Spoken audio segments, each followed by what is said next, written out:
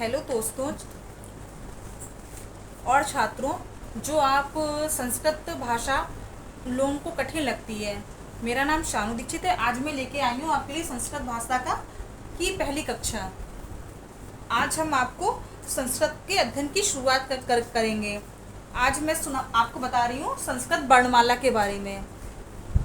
वर्णमाला संस्कृत और हिंदी की लगभग समान होती है।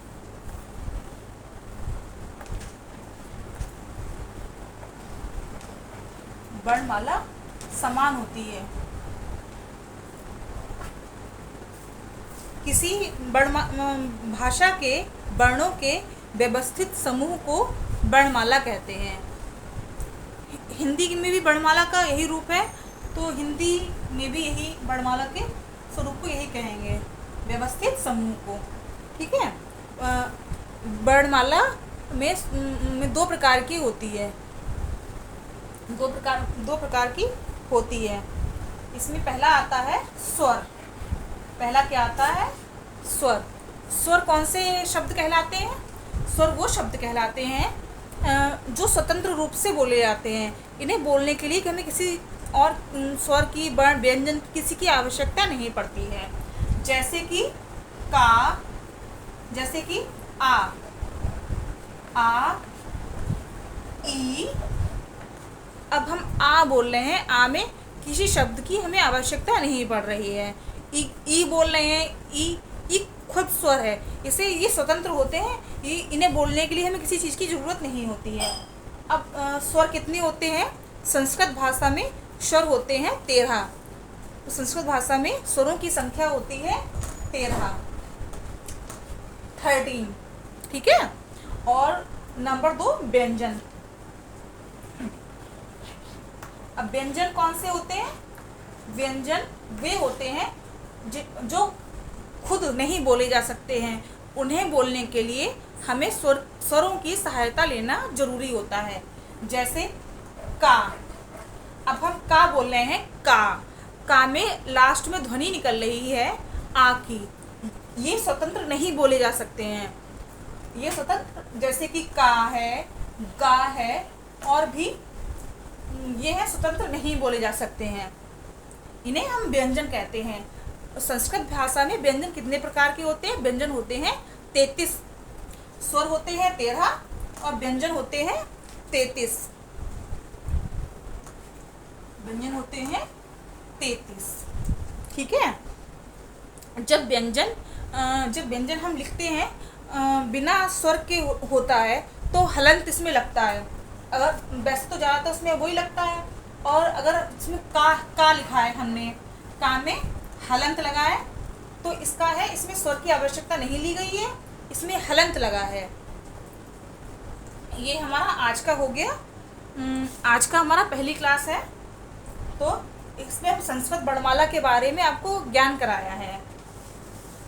अब भी हम शुरुआत हल्के से कर रहे हैं, जिससे आपको समझने में दिक्कत ना हो। अब इसके बाद अब हम आपको छोटे छोटे वर्ड हैं वो आपको बताएंगे, उसका मतलब बताएंगे, मीनिंग बताएंगे। संस्कृत भाषा में माता को क्या कहते हैं? माता को कहते हैं जननी। जननी। जो नए नए स्टूडेंट्स हैं, जो भी ज़्यादातर कुछ स्कूलों में 6 से स्टार्ट होती है संस्कृत है, जहाँ मैं पढ़ाती हूँ वहाँ 6 से स्टार्ट होती है, और कुछ स्कूलों में 3rd से 4th से स्टार्ट हो गई है। तो मेरे हिसाब से 3rd 4th से स्टार्ट होना ज़्यादा बेटर रहता है, क्योंकि बच्चों को समझने में आसानी होती है। इजी वर्ड हैं, बच्चे आसानी से समझ पाते हैं।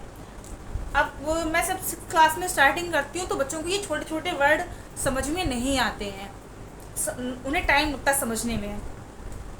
तो अब हम आज आपको छोटे छोटे वर्डों से शुरुआत कर रहे हैं। माता का मतलब होता है जननी। और संस्कृत में पिता को क्या कहते हैं? पिता को हम क्या बोलते हैं? जनक। पिता को हम बोलते हैं जनक। पिता को हम जनक बोलते हैं। और बहन को क्या बोलते हैं? भगिनी।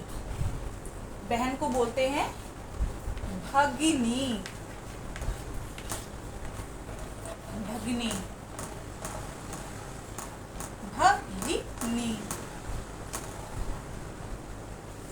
और हम भाई को बोलते हैं, बड़े भाई को बोलते हैं अग्रजः। बड़े भाई को बोलते हैं, बड़े भाई को हम बोलते हैं अग्रजः।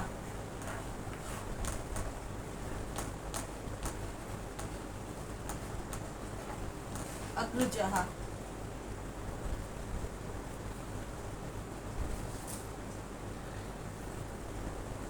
छोटे बड़े भाई को हम अग्रजा बोलते हैं, छोटे भाई को बोलते हैं अनुजः। छोटे भाई को हम क्या बोलते हैं? अनुजः। अनुजः। छोटे भाई को हम बोलेंगे अनुजः। ये हमारा हो गया, हम परिवार में अपने रिलेशन में बड़े भाई, छोटे भाई, पिता, माता हो गया। अब नानी नाना। नानी नाना हमारी माँ की माँ, माता मही। इन्हें बोलेंगे हम माता, माता मही। अब पिता के साइड के जो रिश्तेदार होते हैं, पापा के साइड के रिश्तेदार होते हैं, दादी, उन्हें बोलेंगे हम पितामही, मातामही।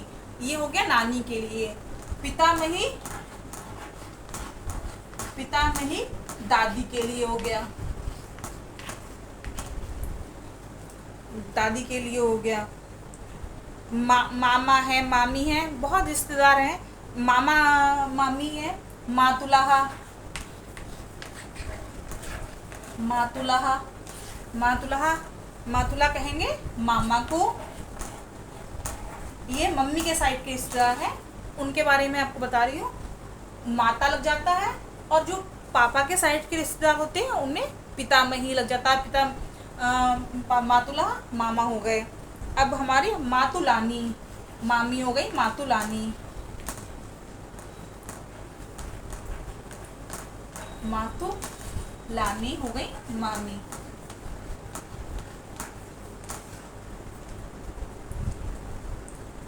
अब है चाचा चाची। अब हम आपको बताएंगे चाचा और चाची।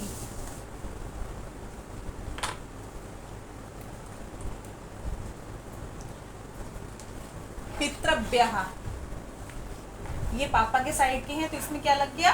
पितृव्यः। पितृ, पितृ के साइड के हैं तो इसमें हो गया पितृव्यः। पितृव्यः किसे बोलते हैं? चाचा को। अब चाची को क्या बोलेंगे? पितृव्या। और जो वुमेन होते हैं, सिंगुलर, वो पितृव्या है, आपको बाद में बताऊंगी। उसमें मात्रा पितृव्या, जे हो गया हमारा पुल्लिंग। इसमें होगी डॉट्स 2 लगे होंगे, विसर्ग लगे होंगे। अब जो स्त्रीलिंग होता है उसमें डॉट्स नहीं लगे होते, उसमें मात्रा लग जाती है।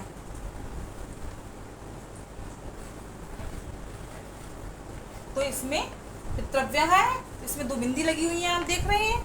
और पितृव्या, पितृव्या ये हो गया चाची के लिए, चाची के लिए। ये हो गया मम कुटुम्बा। मैंने आज आपको बताया है मेरे परिवार के बारे में, वर्णमाला के बारे में। ये आज हमारी पहली कक्षा है। मैं आपको ऐसी ही अच्छी अच्छी जानकारी देती रहूँगी। कृपया आप मेरे चैनल को सपोर्ट कीजिए, सब्सक्राइब कीजिए, जिससे मैं आपको और अच्छी अच्छी चीज़ें बताती रहूँ। धन्यवाद।